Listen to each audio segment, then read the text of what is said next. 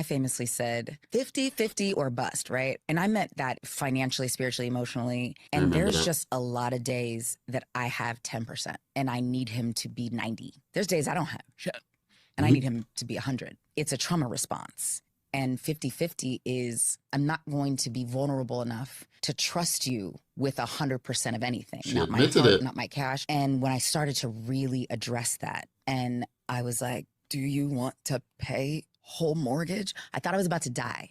I had such anxiety. Like I was Okay. crying, I was shaking. And he was like, you insisted on that. He's like, I thought it made you feel better. I'm like, it did. And right now I want to take it back. Now it sounds crazy to be like, you, Mr. NBA superstar who made a bazillion more amount of Exactly. money than I do, can pay the mortgage, because I hate the feeling of releasing that to someone. And you release that to someone, chaos can happen. And it's brought us closer because he knows it's not about whether he can afford it. It's being vulnerable enough to be open enough to know that I'm okay. I'm okay as his wife. He's okay as my husband. There I'm you okay in go. this family. I'm okay in this home. I deserve it. And so I'm trying to expand my heart, expand all of the notions of what vulnerability can look like. Isn't that As you heal, better? as you evolve, as you lean more into vulnerability, you can also change how you feel about something, and it's okay. Sometimes when we build those walls up for safety or to keep what we think is harm out, we can also keep love out. Exactly. Too. All right, guys. So the reason why I'm covering this is because I do remember the old video that she did. She did like a interview thing. In the interview, she basically confirmed that her and her husband were doing 50-50, and the internet went crazy. The reason being is that the husband, I think it's Dwayne, can't remember his second name, but he's an NBA player or ex-NBA player.